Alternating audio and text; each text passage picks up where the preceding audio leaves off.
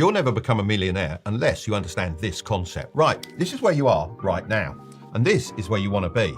Now, you see this space in the middle? I call this the performance gap. The difference between someone who becomes a millionaire and someone who's just getting by lies in their obsession with closing this gap. Most people's paths look something like this. Up and down, all over the place, and they never reach their end goal. A person who becomes a millionaire in their 50s will have a path a bit more like this, eventually getting to their goal. Now, my path was a little bit different. Now, I managed to go from point A to point B pretty quickly. To be honest, I think the only reason I managed to bridge this gap was because I didn't have any other options. I wasn't particularly talented or smart. I didn't have any qualifications to lean on, and after getting bullied by my first boss, I quit the usual 9-to-5 grind. So I made a promise to myself to become wealthy as fast as possible. I did everything in my power to bridge the performance gap, and I became a millionaire in my 20s. If you only remember one thing from this video, then let it be this. The amount of money you make is always directly proportional to the amount of perceived value you give. To put it simply, the bigger the problems you're able to solve, the more money you'll make and the faster you'll bridge the performance gap. So the first thing I want you to do is draw out a Venn diagram like this. In this section, I want you to write down the things you like to do. So if I was doing this, I'll put down racing cars, flying planes, traveling, and playing golf. I'm sure you have a lot of others you can add, so just go crazy with it. In this next one, write down the things you're good at. Off the top of my head, I'd say having conversations, building and designing models, leading teams, and carpentry. And finally, write down the things that people will pay you a lot for. Let's put down consulting, building structures, and designing complex mechanics. The trap that most people fall into is only considering one of these factors when they're deciding what they want to do with their life. I mean, imagine choosing a job just because you love it, but you'll start making minimum wage, and before you know it, you're hating what you once loved. Talk about a passion killer. Or picture this, you're good at something, so you make it your job, but you're working your fingers to the bone and still not making enough money. You're stuck in your comfort zone, not really going anywhere. And then there's this scenario where you pick a job just because it pays well, which sounds good, right? Well, not if you're miserable every single day. That's why the only solution to becoming rich and happy is to find something that's in all sections. I call this the value zone. I managed to find this early on by combining my passion for model helicopters with my skill for building models and advice people would pay for. This led me to opening multiple model shops and designing my own brand of models that I sold across the globe. The problem with the way most people look at business is they want to find the side hustle or the method first and then try to fit themselves around it, rather than nailing down their value zone and then finding the correct side hustle to start for them. So now you know how to find your value zone, it's time to pick the right vehicle to drive you in a straight line to your destination. Let me ask you a question. Would you rather have $1 million in assets or earn $1 million per year?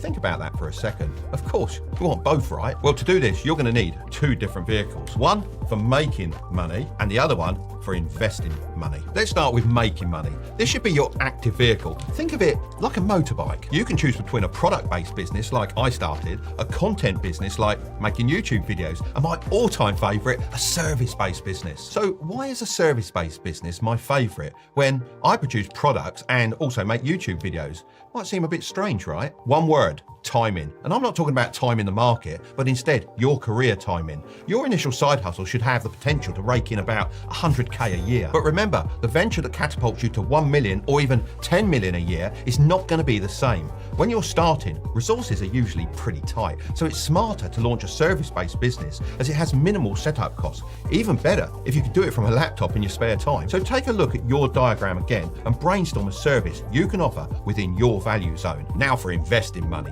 This should be your passive vehicle. Think of it like the sidecar on your motorbike. You know, like the one in Harry Potter. Loads of people treat investing like it's just another side hustle, chasing it with that same get-rich-quick mindset.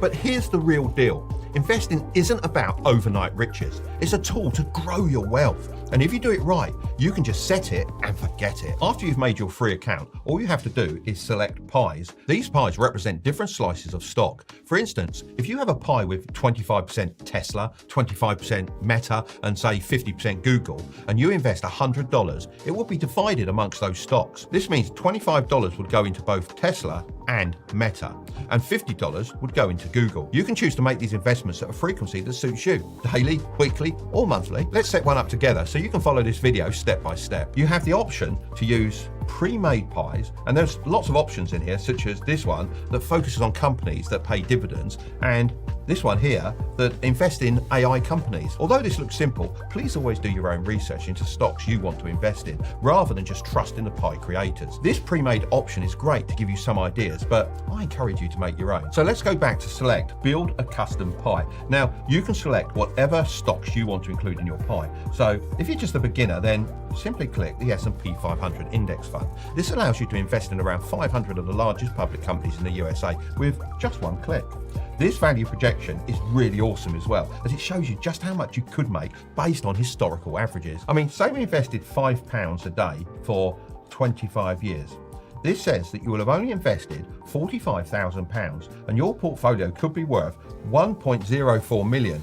And if we expand that to 40 years, God, you could have a portfolio worth 17.34 million. But hang on, Mark, isn't investing risky? Of course, stocks can go up and down, and even the S&P 500 has seen good and bad days. However, no one has ever lost any money if they've held for more than 20 years. Even when the market dips, all past dips since 1950 have been made up for by market rises. In simple words, the S&P 500 shows that playing the long game and sticking with your investments can be really worth it. It's personally made me millions without me having to do any work. That's why I'm such a big fan. Since I'm planning to talk about the Trading 212 app anyway, I reached out to them to see if they'd be interested in sponsoring this portion of the video. They agreed and are offering a free stock worth up to £100 to anyone that uses the code Tilbury when they create an account. Plus you get more free stocks by inviting your friends. Both of you will get a free share as long as they fund their account. Right, now you've nailed down your value zone, got your active money generating vehicle and set up your passive investment app, it's time to think about the next section. One of the biggest lies gurus tell you is that you need 7 different income streams to become successful and reach your end goal. This causes people to get so caught up juggling multiple income sources and their social lives that they end up slowing down and losing their focus completely. You have 3 main limited resources: money, time, and energy. If you want to do this with me, grab a piece of paper and 3 different coloured pens. Firstly, make a list of everything you do in your life.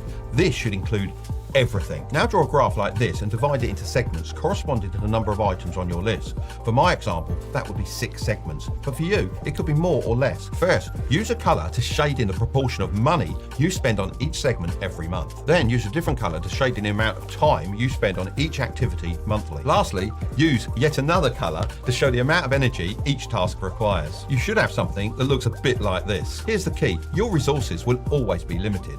While it might be possible to increase the amount of money you have, increasing your energy and especially your time just isn't possible. When I do this activity with people, it's amazing how much they spread their resources to all different areas of their life. Now, I do get work-life balance, but when you're trying to build your wealth at a quick pace, you really can't spread yourself too thinly. When I was building my first business, I put my head down and I worked like crazy. When I snapped out of it, I'd lost a large chunk of my social life, I was out of shape, and I hadn't spent very much time with my family. Now, was that healthy?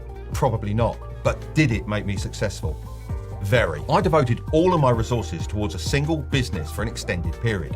Once I achieved my dream of becoming a millionaire, I began to restore balance to my life. However, in the early days, when I lacked money and a team, any distraction could have derailed my efforts. Focus is underrated nowadays. I see so many motivated youngsters jumping from side hustle to side hustle, falling for something that's known as shiny object syndrome. If I constantly switched business model every time something got a little bit difficult, then I'd have kept going back to square one and never made any real progression. So have a look at your graph of truth and ask yourself, could you give up any of the things that you're spending time on and allocate your resources elsewhere? Looking at this example, I'll get rid of TikTok, Xbox, and dating straight away. Now look how much more time, money, and energy I can allocate to side hustles. This will dramatically reduce the time it takes for you to achieve your dreams.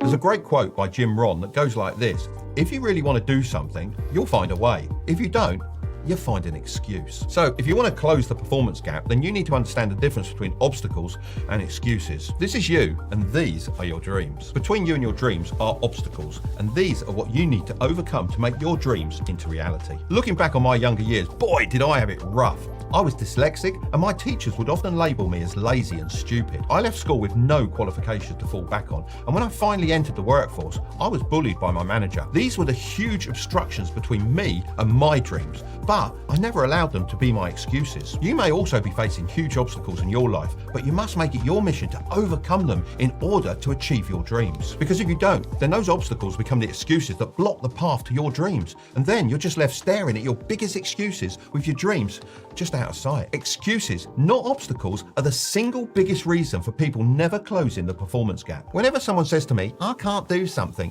I say this: I know you can't right now, but if you could, what would you do? If you're ever facing an obstacle that seems impossible to overcome, try and ask yourself the same question. Come up with lots of different solutions and write them all down. The next step is to try those solutions. You might find that many of them don't work, but persist and you will eventually succeed.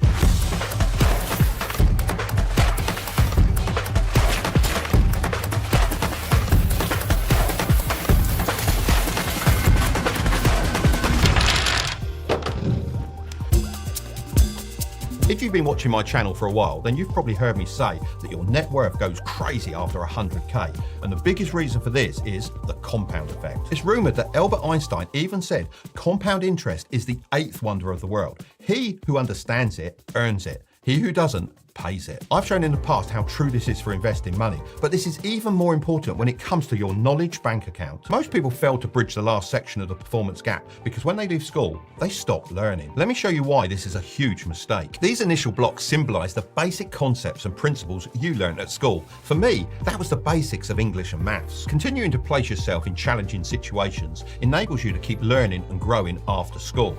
I began working as a carpenter's apprentice and also had multiple side hustles. This experience taught me practical skills on how to persuade others to pay for my services. As you expand your knowledge, you'll start to notice patterns that were previously invisible. Each new piece of information builds upon the last. If you never stop learning, you'll accumulate a wealth of knowledge by the time you reach my age. This is why wisdom can only be acquired through time and experience. Now, every decision I make is supported by decades of learning. If you never had the foundations, then you can't start the compounding knowledge magic. Then you'll end up with huge gaps in your knowledge, which will eventually lead you to crashing and burning. Closing this performance gap is going to be painful, but remember this: if you aren't willing to make sacrifices for your dream, then your dream becomes the sacrifice.